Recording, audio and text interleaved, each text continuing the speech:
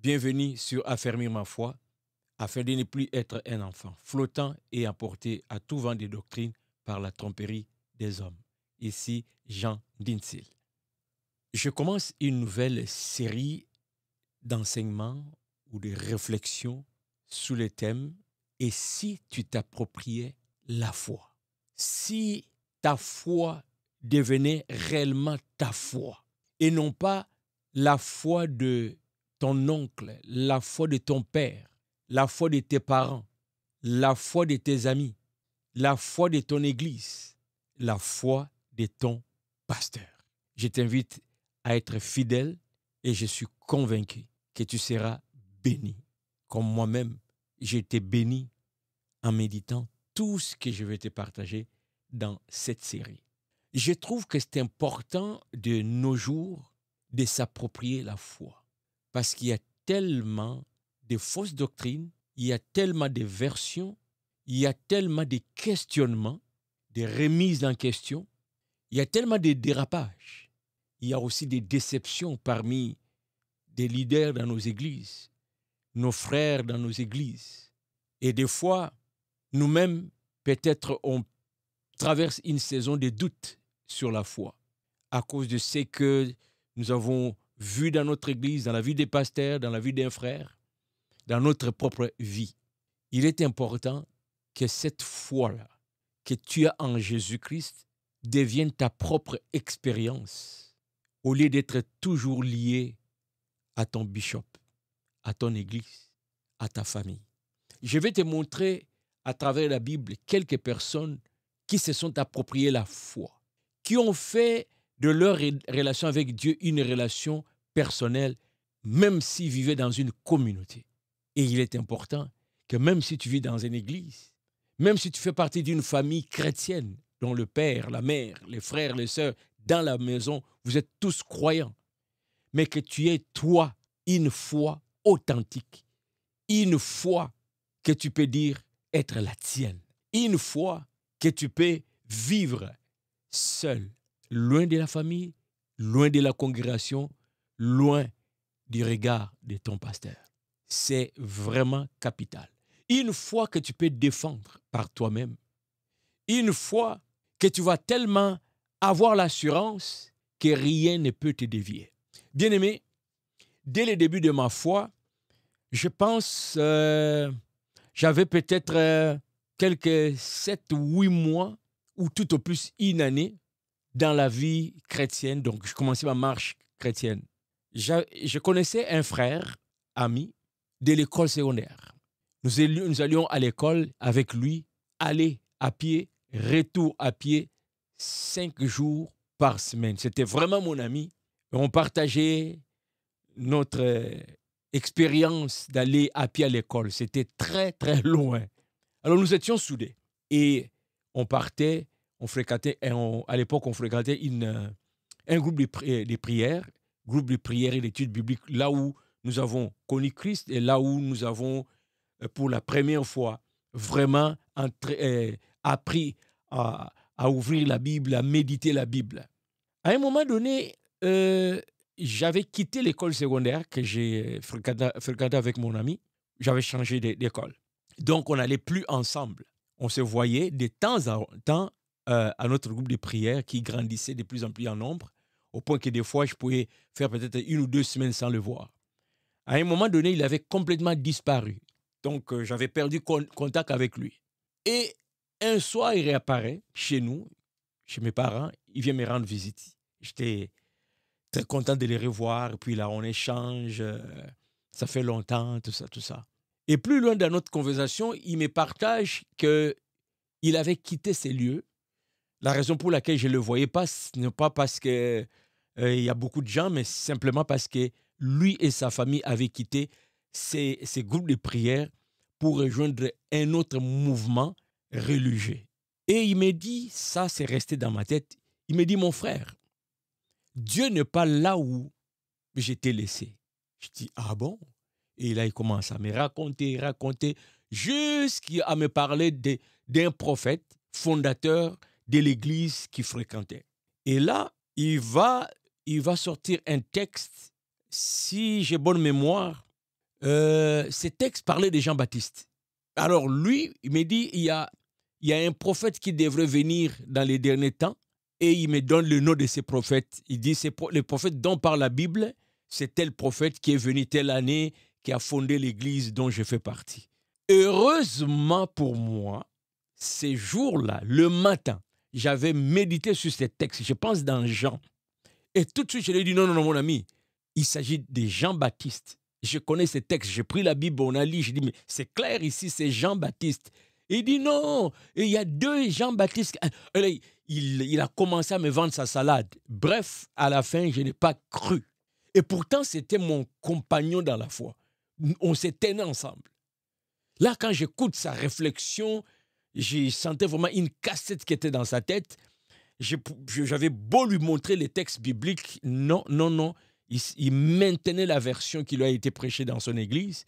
Et c'était la dernière fois que je l'avais revu. Dieu merci, j'avais résisté à toutes ces explications parce que moi-même, ce matin-là, j'avais médité. Dieu merci, peut-être que le Seigneur m'avait envoyé dans ces textes, sachant que le soir, cet ami viendrait et qu'il y aurait peut-être risque de m'emporter avec lui. Je ne l'ai plus revu depuis quasiment plus de 50 ans. Aucune nouvelle, qu'est-ce qui est devenu? Cher ami, je ne sais pas si tu es encore vivant, tu sais que je parle de toi. Fais signe de vie, qu'est-ce que tu es devenu? Vous voyez, je suis résisté, je suis resté dans ma foi parce que j'avais moi-même l'expérience des Écritures, surtout ce qu'il voulait m'enseigner, me transmettre. J'avais moi-même étudié la parole de Dieu, ces chapitres-là, et je savais qu'il s'agissait bel et bien de Jean-Baptiste. Toujours dans cette période-là de ma jeunesse spirituelle, j'ai connu une sœur en Christ. Nous fréquentions la même école secondaire avec ses frères dont je vous ai parlé. Et cette sœur était un peu avancée dans la foi que moi. Elle faisait partie de ceux qui enseignaient les nouveaux convertis, nous autres. Et après que j'ai quitté cette école, je ne l'ai plus revue. Les années se sont écoulées. On a grandi, je me suis marié, j'ai eu des enfants. Un jour, comme par hasard, je me promène sur YouTube. Je vois une vidéo de cette sœur-là qui est devenue une prêtresse d'une secte, je souligne, d'une secte qu'elle avait elle-même fondée. Elle était méconnaissable, alors méconnaissable.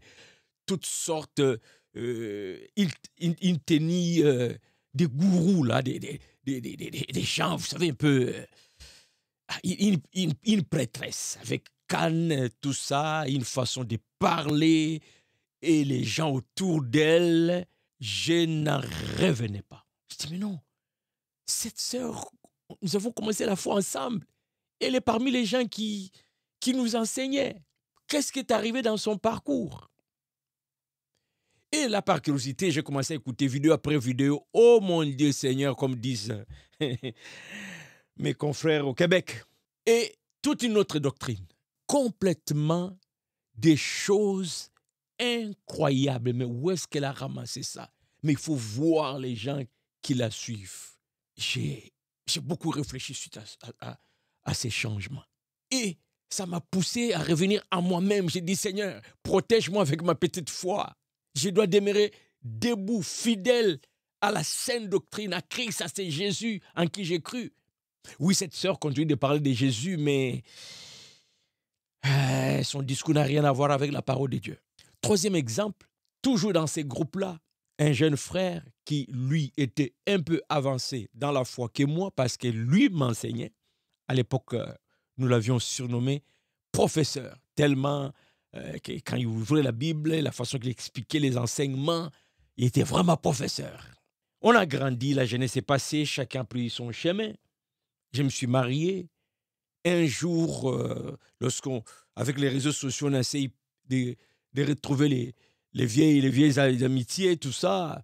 Je tombe sur un frère du groupe, la jeunesse, et je pose des questions sur tel.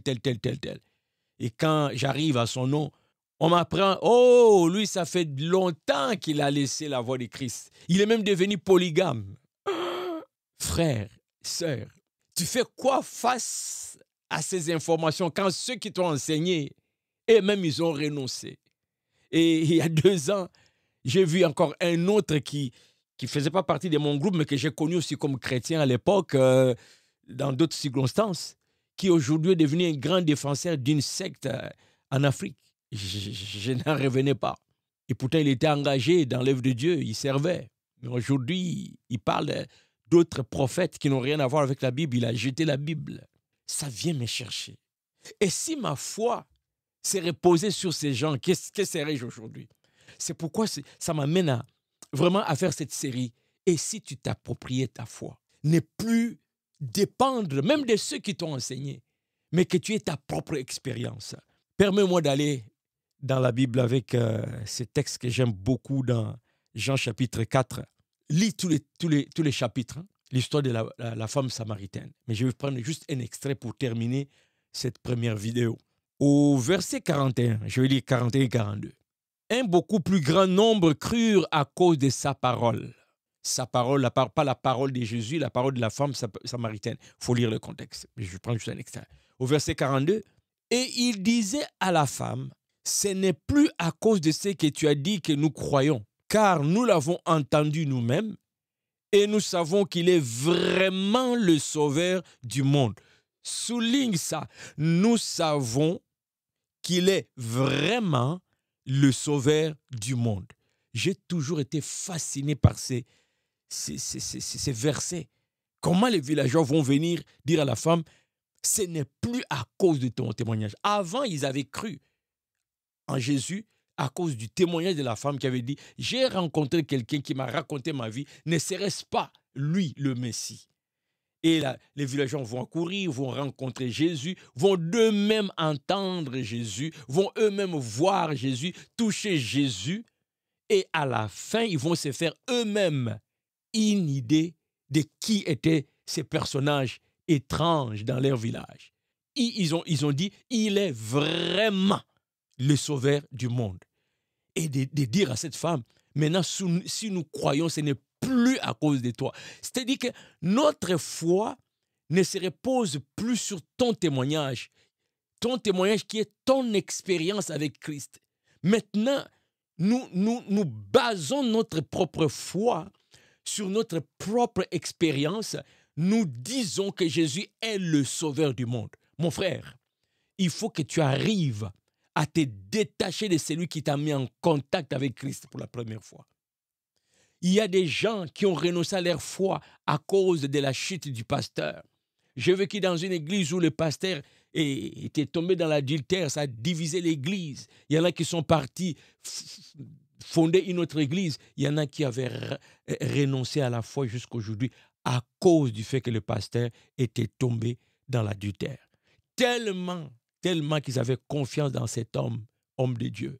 Mais moi, malgré cela, je suis resté debout dans la foi. Je continue avec le Seigneur. Parce que je me suis approprié ma foi. Oui, c'est lui qui m'enseignait, c'est lui qui est même venu chez nous me chercher à la maison pour m'amener dans ces groupes de prière. Il n'est pas resté longtemps. Je me rappelle avec des fois, moi j'allais à notre lieu d'enseignement, lui me fouillait. Il m'évitait et pourtant c'est lui qui m'avait conduit là-bas. Il n'y allait plus. Mais moi, j'ai continué parce que j'avais fait de ce Jésus mon propre Jésus. Aujourd'hui que les églises me ferment les portes, aujourd'hui que les gens me détestent, aujourd'hui que les gens me rejettent, seul dans mon coin, je vais poursuivre parce que c'est Jésus, il est vraiment pour moi le sauveur du monde. Jésus-Christ a donné sa vie sur la croix pour mon salut. Et j'ai fait de lui mon sauveur, mon Seigneur. Et j'ai développé une foi telle que j'ai dit, s'il y a seulement un seul disciple de Jésus sur cette terre, durant mon époque, durant ces siècles où je suis encore sur la terre, eh bien c'est moi. Eh bien c'est moi. C'est pas nous, c'est moi. Je me suis approprié Christ. Même si tout le monde régnait, même si aujourd'hui on me sort des articles, oh voilà, on va démystifier, et la Bible a été, comme j'entends, même il y a tout un mouvement maintenant sur les réseaux sociaux qui est tenté de démontrer que la Bible n'est qu'une collection des histoires ramassées dans différentes traditions ou, comment dirais-je, dans les pays, hein, surtout en Afrique, dans certaines cultures. J'entendais hier soir un noir, un frère africain qui démontrait telle histoire dans la Bible. Regardez, dans telle tribu, il y a eu telle histoire. Ils se sont inspirés de cette histoire-là. Ils ont modifié, ils ont mis les noms. Peu importe, Jésus est le chemin, la vérité et la vie. Nul ne va au Père que par lui. Et il a dit, dans Jean 8, là, quelque part, il dit, vous mourrez dans vos péchés si vous ne croyez pas ce que je suis. Et moi, je ne mourrai pas dans mes péchés parce que j'ai cru en Jésus. Il est réellement, il est vraiment Seigneur, Sauveur du monde. Et toi, qu'est-ce que t'en dis? Ne manque pas la prochaine vidéo dans cette série. Et si tu t'appropriais la foi.